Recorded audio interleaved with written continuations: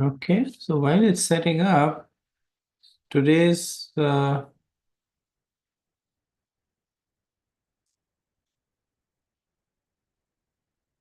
I think it's working. So we have three presentations today. Let's start with that. After that, we can have any discussion, any question answers on the chapter. And then if there is more time left, then I can start with the summation on the 14th chapter. So we'll see how the timing goes. But for now, we'll begin with the group presentations. So if the first group devotees can take over the screen and proceed with the presentations.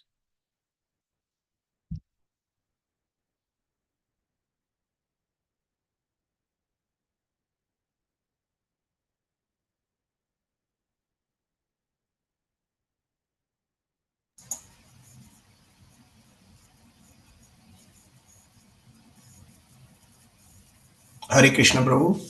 It's Group 4, Group 5, and Group 6 who will be presenting today. If Group 4 is not ready, I am from Group 5. I can start. Oh, I'm going to start Group 4.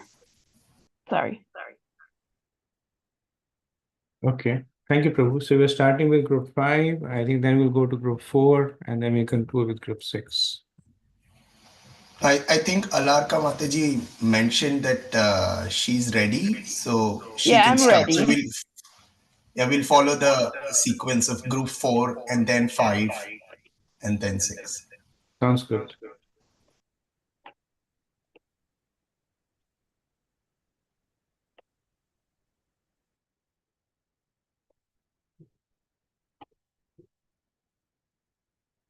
Okay.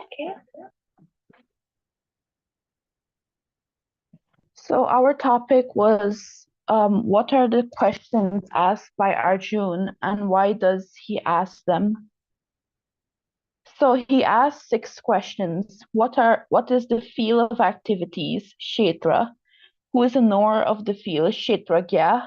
What is knowledge? Jnanam. Who is the object of knowledge? Jnanam. What is Prakriti or material nature? And who is Purusha or the enjoyer? So Kshetra and Kshetragya. Kshetra is defined as the field of activities or the body of a living being, the material body.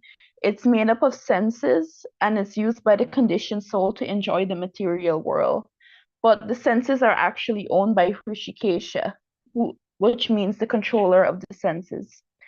It's an aggregate of the 24 elements, the 5 great elements, earth, water, fire, air, and ether, false ego, intelligence, the unmanifested stage of the 3 modes, and the 11 senses.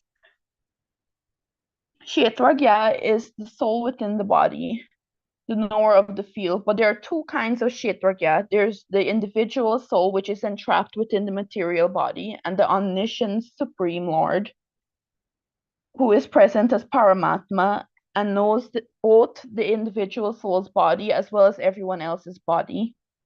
The living entity is the enjoyer of the field of activities, the Kshetra, but the Lord is the controller of both Kshetra and the living entity. And by associating with Krishna, who is Anandamai or full of joy, the living entity becomes perfect.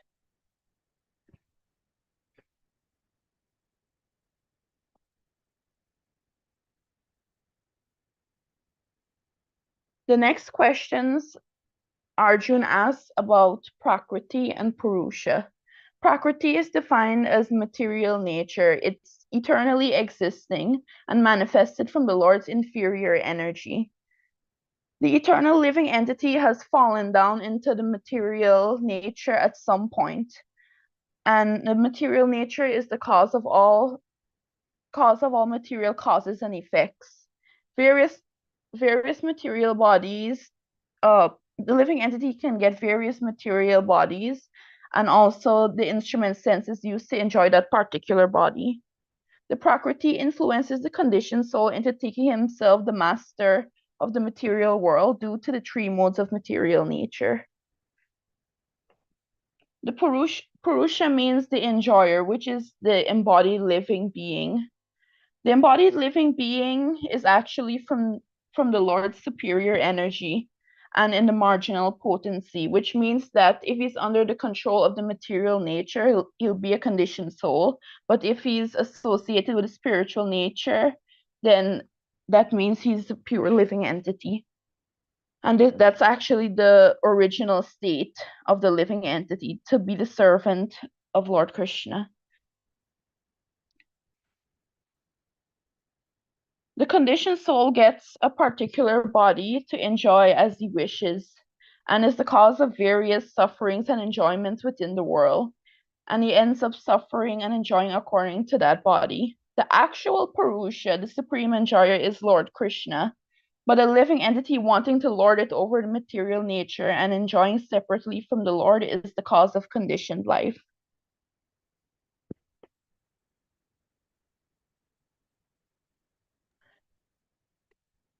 Thank you, Mataji. Wait, I'm not done, sorry.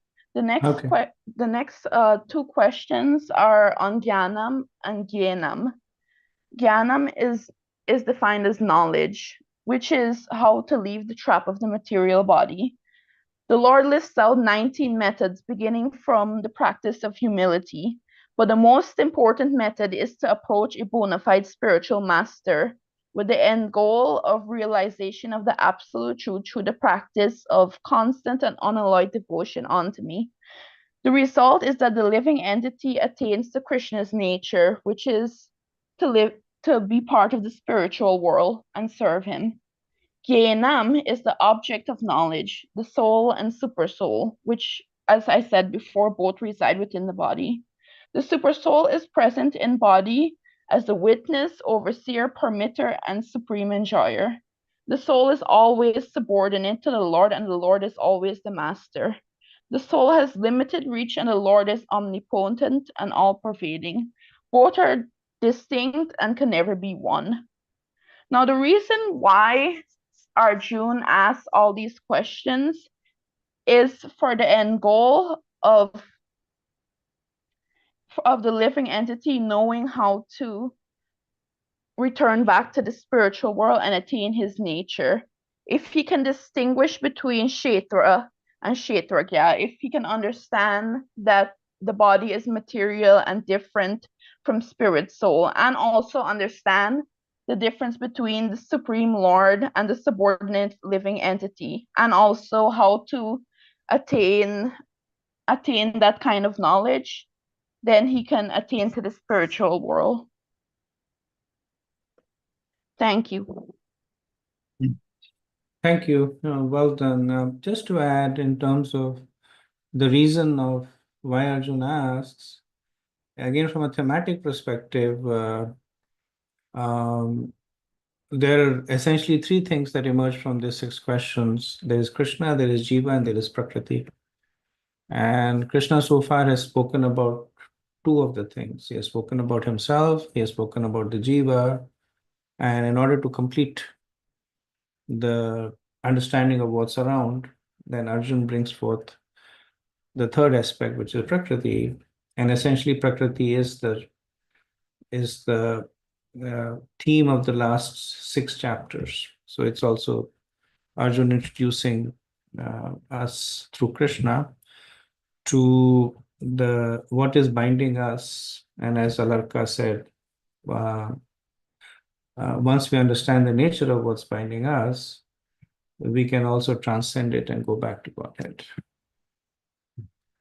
Okay, thank you. Next presentation.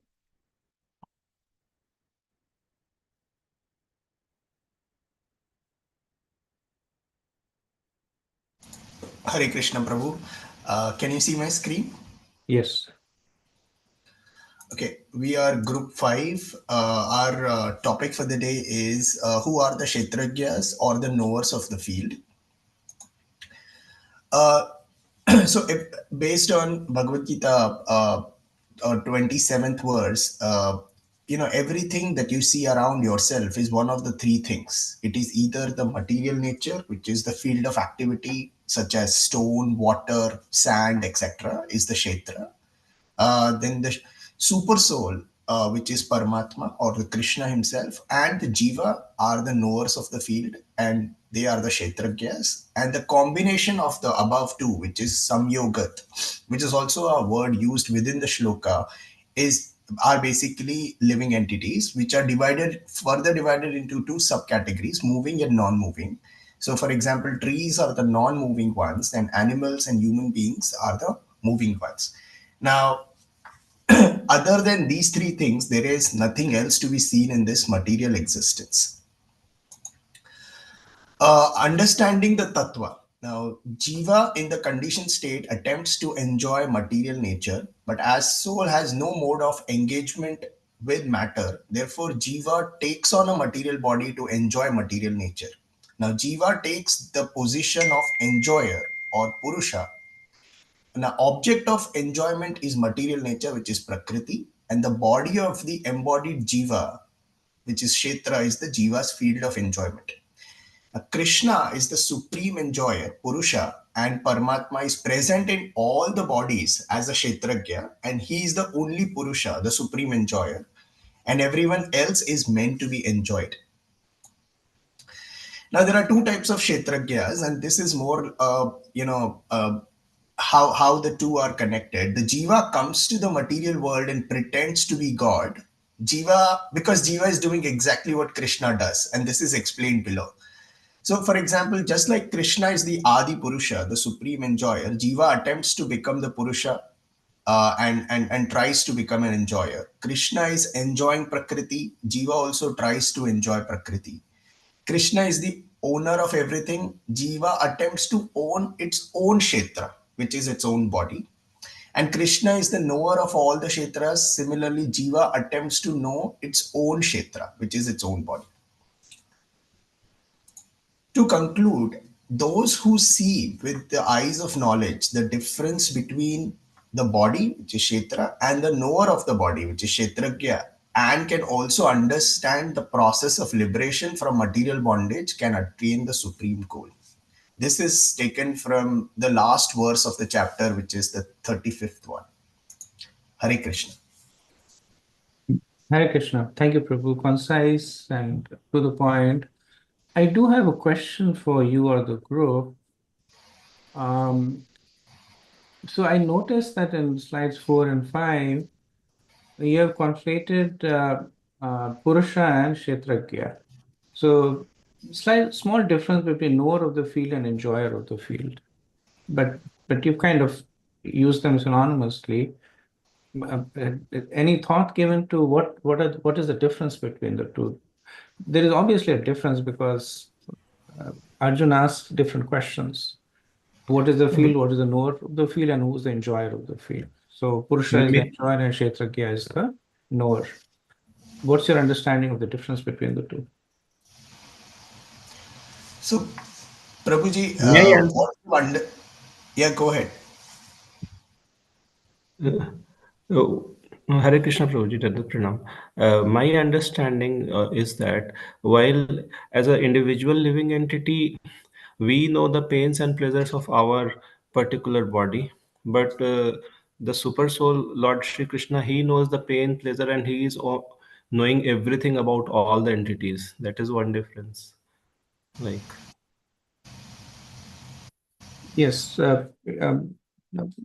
right answer, close answer. More precise answer is that ownership and enjoyment. So Prabhupada uses the example of a farmer knows his own field, and the king basically knows all the fields. The farmer enjoys his field, the king enjoys the crop and all the fields. So transitively, Kshetragya means that in a conditioned state, the jiva identifies himself with the field. Krishna is never conditioned, so that does not happen. And in the conditioned state, the jiva tries to enjoy with that which he identifies. And so that is why that gya word, the knowledge word, that the jiva knows the body so that he now knows what are the opportunities to enjoy from the body. And then as a Purusha, he then actually acts upon that knowledge to enjoy the body. Okay, thank you very much. Let's move on to the last group.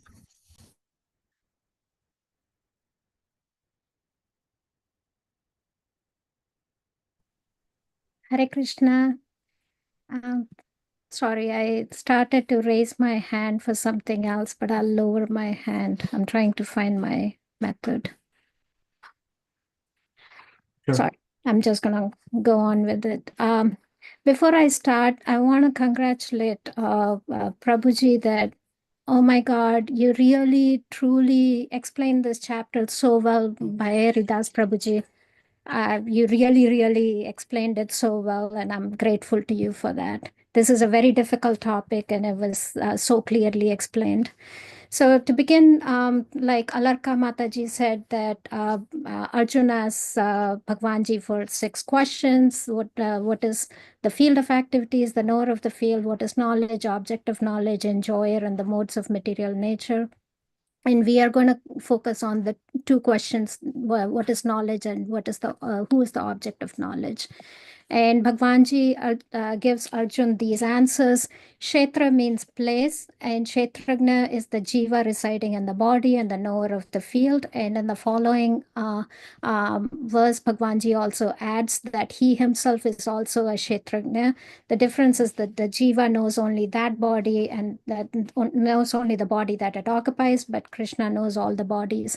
To understand the body and its knowers is knowledge. And basically the relationship and the distinction between them is the knowledge, and the objects of knowledge are the 2 entities, the jiva and the Paramatma. So to first pick the Kshetra, the body, Kshetra is made of 24 elements, whether it is the Mahabhut, the false ego, intelligence, and the unmanifested 3 modes of material nature, the 5 senses for acquiring knowledge, the 5 working senses, and then there is the mind and the 5 objects of the senses. The interaction of these material elements create the desire, hatred, happiness, distress, whether it's ichha, dvesh, sukh, dukh. When the subtle elements interact with one another, they cause the chetna and the dhriti. And chetna and dhriti are what we need to move towards and rise above the ichha, dvesh, sukh, dukh, because these are the ones which are causing the strife within our life. And the 24 elements entrap the soul, but the process of knowledge is the means to get out of this illusion and move towards Krishna consciousness. Now, the Kshetra is a non-permanent material thing that undergoes 6 transformations. It's born, it grows, stays, produces byproducts, begins to decay, and ultimately vanishes. The jiva, on the other hand, is eternal. It is the knower of the body. This knower of the body is never born and never dies. It's made of 5 koshas: Anna, Pran, Gyan, Vigyan, and Anand. Ultimately, we want to rise above the Anna, Pran, and Gyan, because in the human body, we have the opportunity to learn about the Vigyan and the Anand, learn about the Vigyan, which is knowledge, and ultimately attain Anand and interact with Supreme Brahman or the personality of Godhead. The Supreme Lord, as the super soul, is the chief knower of the body and the master of these material modes of material nature. The super soul is the second knower of this field and is also the object of the knowledge. He's all pervading, and in fact, it is said in the similarly to the Purusha Sukta prayer, he has 1,000 heads, 1,000 eyes, 1,000 feet. One example of this is that he is all pervading, but the other distinction is that he's present in all of these creatures which are spread around. He's the original source. He is unattached. He's transcendental. He's all reconciling, subtle, undivided, maintainer, situated in one's heart. He is knowledge. He is the object of knowledge, and he is ultimately the goal of knowledge. This is a comparison of Jiva and the Super Soul. Qualitatively, both are the same. They are both Satchitanand, both are eternal. But the difference is that the Jiva is dependent and Super Soul is completely independent. Jiva is minute, Super Soul is infinite. These two knowers of the field are ultimately the objects of the knowledge. Now, the qualities and symptoms of knowledge are many. There are 20 qualities and symptoms of knowledge. Of these, the one that we are moving towards with regard to Shuddha Bhakti is the constant and unalloyed devotion to Krishna. And that is the ultimate goal. Besides any of this, besides these 20, everything is ignorance. And if you focus on just a couple of these, humility, pridelessness, nonviolence, all of these are present in an aspiring devotee as well as somebody that has reached devotion as well. So it is the quality and the symptom of knowledge. Practice makes perfect. By practicing these things, one can perfect and reach Krishna, but at the same time, that is the ultimate goal. These qualities, again, are Jnana Mishra Bhakti, Gyan and Bhakti, and ultimately the Shuddha Bhakti comes from the constant and unalloyed devotion of Krishna. The result of acquiring knowledge, ultimately our goal is to reach Krishna, to understand what the unalloyed devotion of the Lord means. And when one does this, then we get away from the dukh, sukh, ichha, dvesh, and ultimately connect with Sri Krishna, and our bhakti deepens. By knowledge of the knower, both the soul and the super soul, we can relish the nectar of life. And why take the staircase when we can reach Sri Krishna by reaching him directly and experience the Anandmaya Kosh. Hare Krishna. Hare Krishna, Mataji. Very impressive. I think you've digested and presented a lot. And as you mentioned, this is one of the most technical chapters of the Bhagavad Gita. A lot of details that seem to be deceptively straightforward, but understanding why they are there, and then we get a sense of the depth in this chapter. And I'm glad you have been able to present it in the limited time that you had. Thank you. Hare Krishna. Okay, and so the next is if anybody has any questions, comments, any discussions, we can take that.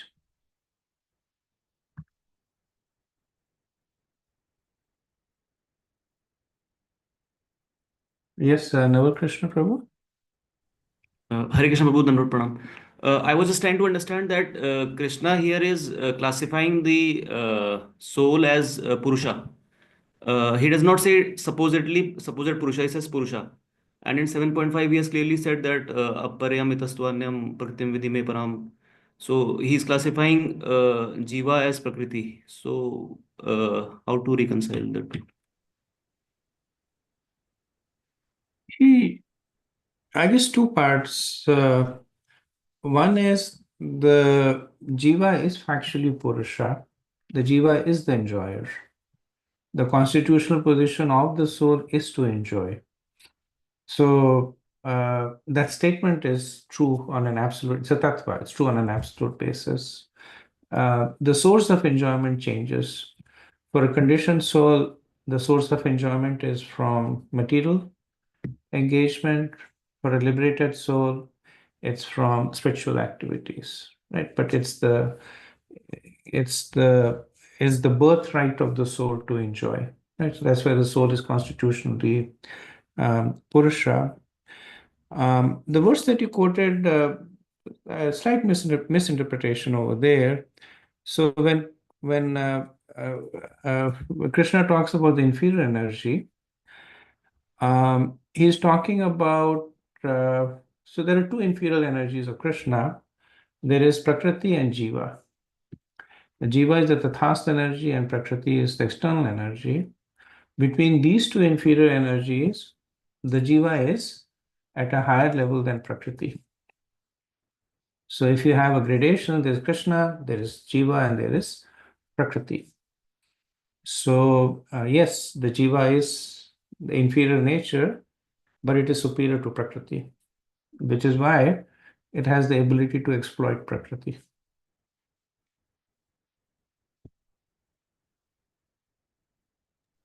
Thank you.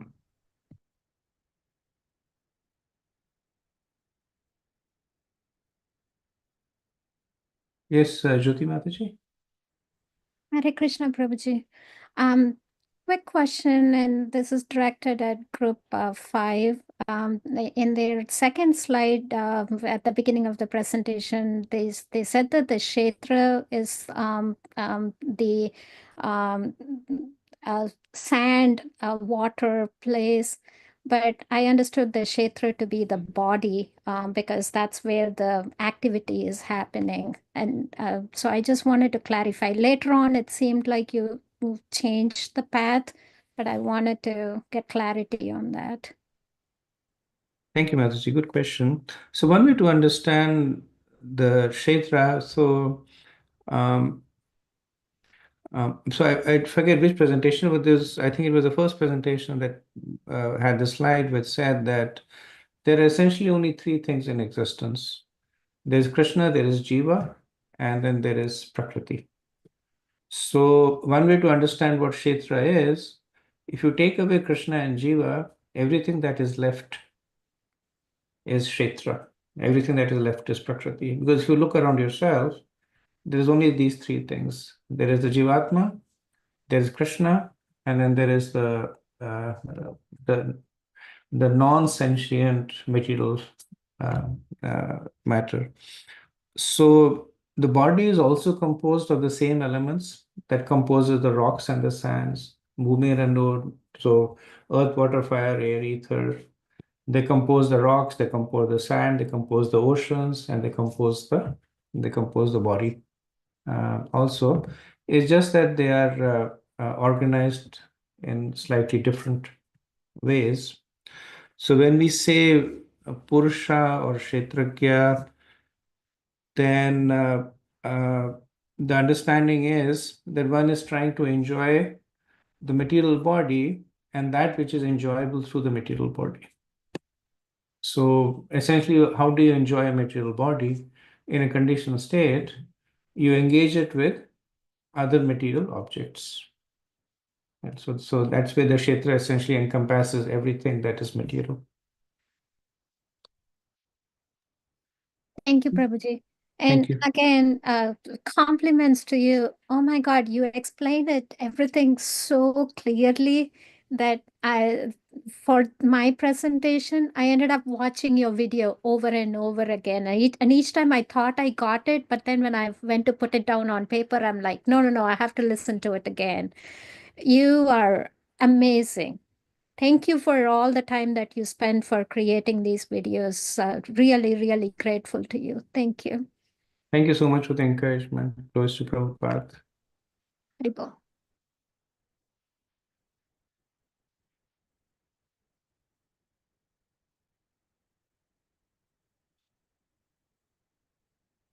Okay, so if there are no more questions or comments, we can start with our presentation, our summation on the 14th chapter.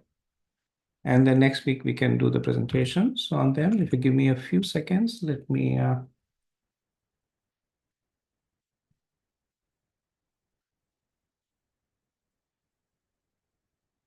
share the screen.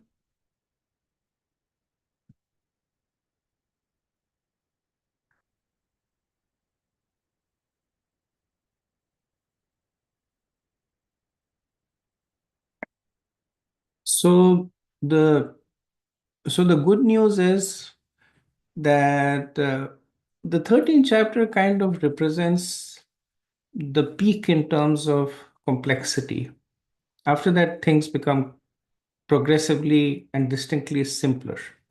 So we can almost breeze through 14, 15, 16, 17. All these chapters, they essentially talk in varying details about the modes of material nature. And uh, because we have been intimately associated with them since time immemorial, we have an instinctive understanding of it. So Bhakti is something we have forgotten. And we tend to remember it and say this sense of deja vu that yes, it makes sense for us to do. But the modes of material nature, we are actively engaging with it, which is why these chapters are also very short chapters. Krishna doesn't speak a lot of verses. All these chapters, with the exception of the 18th chapter, they have like 20 in the verses. 13th chapter is 35, 14 is 27, 15 is 20 verses, 16 is, I believe, 28, 17 is 27. So they're all very, very short chapters. And because Krishna knows that he's kind of speaking to the experts. So we are experts in the modes of material nature. So he doesn't have to speak too much of it. In the 13th chapter, he gave us the lay of the land, the canvas, right? So that we don't know. It's like if you're on the Earth planet, then maybe you may be living in the Earth planet, but you don't know how the continents lie, how the oceans lie.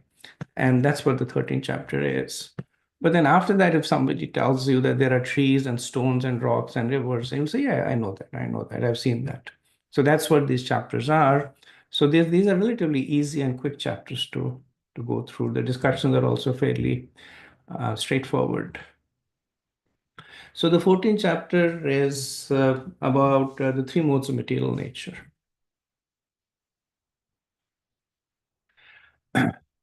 So in the 13th chapter, when Krishna was speaking about Prakriti and answering Arjun's question, he notes that, and this is verse 22, that the jiva is essentially trapped by the Prakriti through the modes of material nature.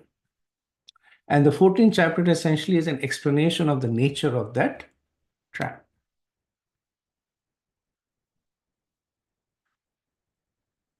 So 27 verses, 3 sections. The first section is how does the jiva get trapped by the modes? The second section is having been trapped by the modes, how does the jiva remain bound by the modes? And the third is how does he escape from the modes? So think of it as in a jungle, there is a trap for an animal. An animal comes, maybe there is food in the trap, the animal tries to eat it and it gets trapped. That's the first part.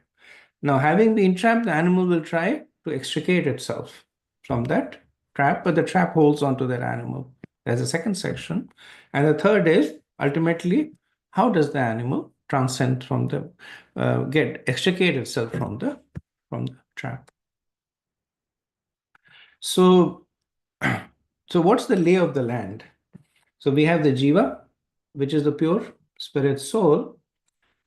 When the jiva becomes bahirmukhi, when the jiva becomes conditioned, then it takes a material body made of the 24 elements and occupies it along with the Paramatma. Right? So the first two parts of it is essentially the first 12 chapters of the Gita. Now, adjacent to the material body is Prakriti, introduced in the 13th chapter. The Prakriti is essentially the modes of material nature. And the embodied jiva, by the desire of Krishna, becomes subservient to Prakriti. Krishna's desire is in response to the desire of the jiva. So Krishna creates the avenue for the engagement, and the jiva actually follows through the actual engagement. So it's kind of like somebody might create a car that goes very fast, but then somebody has to sit on it and drive it. So Krishna creates the car that can go fast, but then the jiva, out of his own free will, sits in the car and drives fast, right? So that's the nature of the engagement. So in one way, we can say that Krishna is the cause of this engagement between the jiva and the material nature, but ultimately it's the jiva himself That is the cause. So once the jiva desires to enjoy Prakriti, at that point, it allows itself to be controlled by Prakriti. That control from Prakriti is executed through the modes of material nature. So the last mile, right? So this this picture that Srila Prabhupada commissioned, it shows like three people with strings manipulating puppets, and essentially that's what is happening. That the three modes of material nature, they are each of them is like a string that is manipulating the activities of the embodied soul. These three modes of material nature have been put in place by Krishna. Yeah?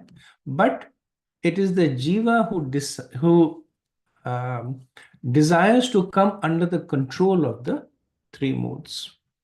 Now, specifically, the jiva doesn't desire to come under the control. The jiva desires to enjoy material world. And the precondition to enjoying the material world is coming under the control of the three modes. A person may want to travel very fast. So that's the desire of the person. And in order to fulfill that desire, the person sits into a car and the car drives very at high speed.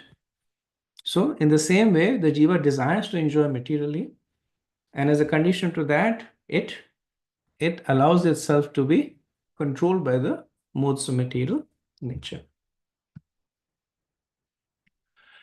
So then Krishna is going to be talking about the three modes. And he briefly talks about various aspects of the three modes. So first he talks about the mode of goodness. And what are the activities, what are the characteristics of a person in the mode of goodness? That they avoid sinful activities. So the basic characteristic is that they conduct themselves according to the injunctions of the scriptures. So knowledge and illumination, these are the two characteristics of the mode of goodness. Knowledge is basically understanding what is actions that are supposed to be done and actions that are not to be done. And illumination is the illumination of the senses, that the senses only engage according to knowledge.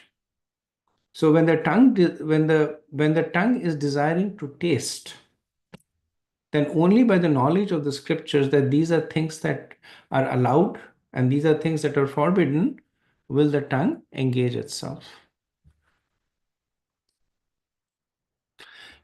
What is the destination? Higher planets. And the reason is that a person with pious characteristics will perform pious activities. So as for the law of karma, the destination will be the planets of the pious, which is the higher planets. Now, even though this is the highest of the mode, it is still a mode of material nature. So it still binds the jiva to the material creation. The mode of goodness in itself will not result in liberation. It may lay down the path for liberation, but by itself it binds the jiva with happiness and satisfaction, knowledge, superiority. So one thing, especially for those who are preaching to people from India or people in India, one of the most difficult people to preach to are the Smarta Brahmins. At least the ones who are properly following the Brahminical culture, because they're already so much conditioned to that which is offered through spirituality. So we say that by chanting Hare Krishna, you will experience happiness and satisfaction. And this we already experienced it. So there is very little incentive for them to to give up what they do. In fact, there's a lot of pride and superiority in what they do.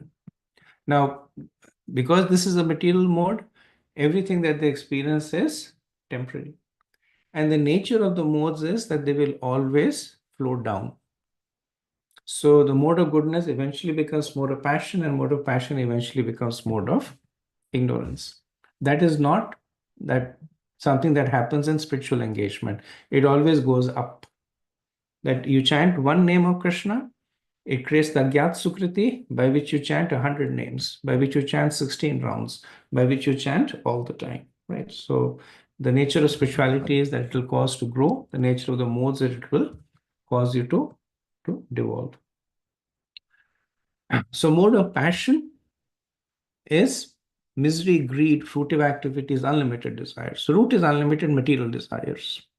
So desires for enjoyment of wealth, women, fame, etc. The destination is earthly planets. So the middle planets, because that's where these opportunities present themselves. The binding force is this desire to enjoy. So those in the mode of passion, they want to keep what they have and they hanker for what they do not have. So that is the strong force. There's always this desire that I have $100, let me keep the $100, but let me get another $100. So when you have $200, then it says, I have this $200, let me keep it, but let me get another $200. So that is what will bind them to this material world, because of which they will take repeated birth in the earthly planets. The mode of ignorance, and Krishna kind of distinguishes it by saying that as opposed to the mode of goodness and passion. So it's kind of there on its own, because there's delusion, darkness, madness, inertia. So in the mode of passion, there is activities. In fact, there is excessive activities. But in the mode of ignorance, there is inertia. In the mode of goodness, there is knowledge. In the mode of ignorance, there is delusion and darkness. So destination is lower species or lower planetary species, lower planets also. So in the mode of ignorance, one takes on the body of those. So essentially, one gets the human body in order to be able to discriminate. And one does not use the human body to discriminate, then they lose the right to get the human body. So the human body is taken away. So depending on the nature of the activities, they may take birth as animals or plants or as in the lower planetary system. The binding force is lethargy and inactivity.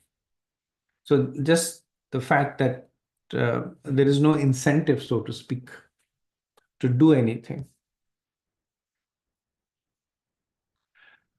So summation, Krishna in one verse gives the summation of the three qualities: Sattva-guna, knowledge, free from sins, conditioned by a sense of happiness; Rajoguna, unlimited desires, fruitive activities, attraction.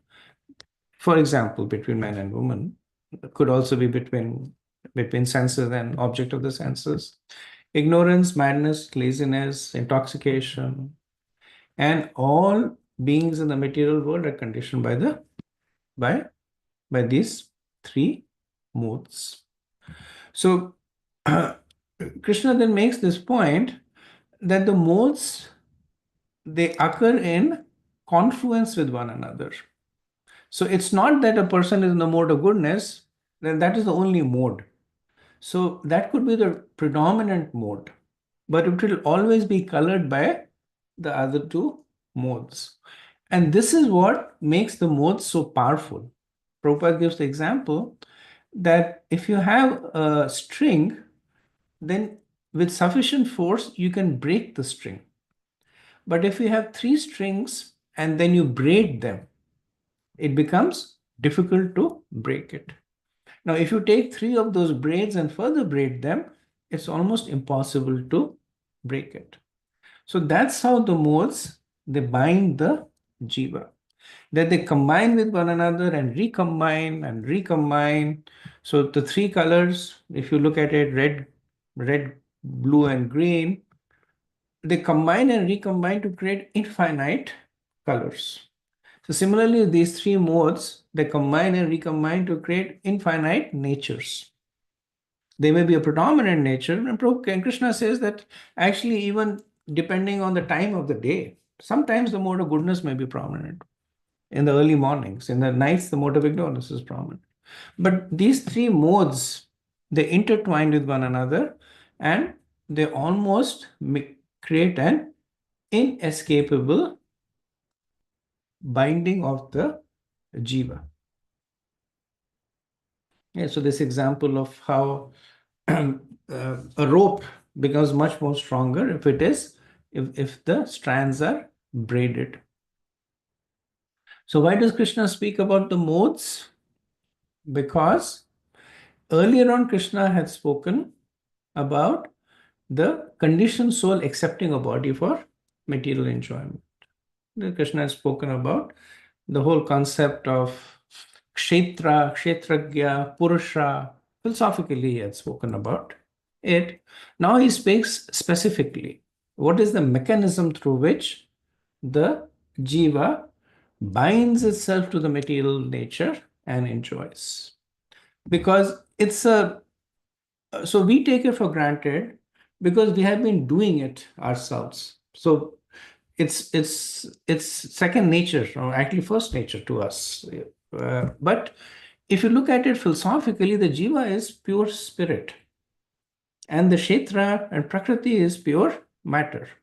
How can spirit engage with matter? It's a very difficult concept to understand. That you put oil and water together, you can shake it as much as you want, but as soon as you stop shaking, the oil and water separate again. But here we understand how it is actually happening. That the jiva voluntarily accepts to be controlled by material nature. So the eternally spirit soul, which has nothing to do with matter, says that I will now follow the dictates of matter. And it follows it so scrupulously that it even loses the distinction between spirit and matter. And of course, the important thing is that by understanding the nature of the bondage, one can become free of it. So this is actually the real reason why Krishna is speaking that, okay, now you know this is the nature of the trap and this is how it's holding you back, how to escape from that trap, right? So this is a jiva that is bahirmukhi, that is facing the attractions of prakriti. And the understanding is that the jiva should now face Krishna. And this essentially is the key to transcending the modes. So, philosophically, a simple point that instead of associating with Prakriti, one associates with Krishna. And then Krishna at that point says that such a jiva will now acquire a nature like me, madbhavam, which means that he will now regain his spiritual identity. Because now that you understand that the reason the jiva is materially embodied is because it wants to enjoy matter. If it changes that conception and says that I don't want to enjoy matter, I want to enjoy with Krishna. So this whole ropes that Prakriti has bound you by, they're essentially uncoiled immediately. Actually, Krishna says in this very lifetime. Prabhupada says it means the right away. That even though you may have been bound for billions of lifetimes, when you take the decision, those ropes are immediately unbound. So, how do you transcend the modes? Material detachment, right? So, this is the more how-to part of it. That when you materially detach yourself, you're breaking away from the modes. How do you materially detach? By understanding the layout. the last 6 chapters of the Bhagavad Gita. Well, who are you? Who is Krishna? What is Prakriti? How are you being trapped? You have nothing to do with matter. So Gyan, by knowledge, you can break away from the modes, right? So you become unattached, free of duality, equipoised. So these are all the qualities. Krishna will give 20 qualities, right? So these are some of the qualities are manifested through material detachment. And simultaneously, one develops spiritual attachment, attraction to Krishna, engaging in devotional service. Prabhupada says this one quality is the root for all the other 19 qualities. So, summary, like Krishna explained to Arjuna, while the spirit soul accepts the material body, this chapter gives us further details about it. That the enjoyment, the Purusha, the enjoyment of the Kshetra by the Jiva Purusha is enacted through the modes of material nature. And how these modes are so powerful because they essentially combine and recombine with one another. So if one is completely in the mode of ignorance, then that mode is stark. It is there. But if a person is sometime in the mode of goodness, a little bit in passion, a little bit in ignorance, then it is very difficult to untangle it. Like sometimes we have the problems with the Brahman thread. Like you're putting the Brahman thread on, and then the threads, they, especially grastas, they put on 6 threads, and sometimes the threads become untangled. If there was only one thread, there's no question of it getting tangled. But when the threads become entangled, it's a laborious process to find where the threads come from, untangle it. When you untangle one, the other gets entangled.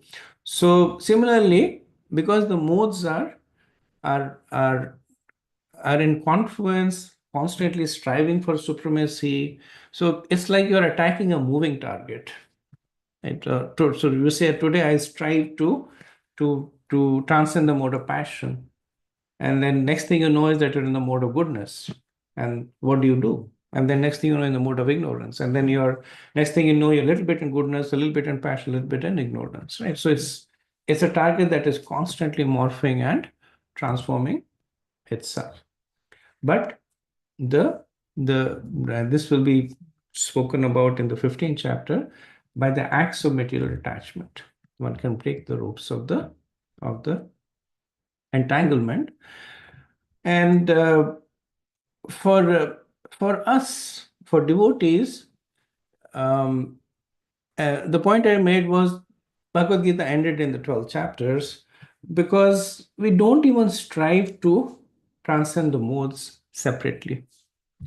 By the execution of devotional service, one automatically transcends the modes. So this is the power of bhakti, that it automatically places a soul beyond the purview of the modes. That is why it's the more effective process. Okay, so this gets us to the end of the chapter. Like I said, it's a pretty straightforward chapter. We have a couple of minutes, probably not enough for question answers. So what we'll do is that my understanding is that next week we are not meeting because it's Christmas. That's what Rup Rangnath has told me, and I'm guessing he must have spoken to you also. We'll meet the week after that.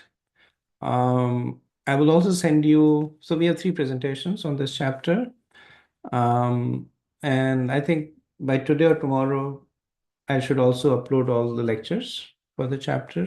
So you have a couple of weeks to listen to the lectures, do the presentations, and then we will do our Q&A on the 14th chapter, 2 weeks from now. Okay, thank you so much for patiently listening to me. Srila Prabhupada ki Jai. Hare Krishna. Yeah. Hare Krishna. Thank you. Krishna. Thank you, Prabhuji. Hare Krishna Prabhu. Thank you, Prabhu. Hare Krishna, Prabhu.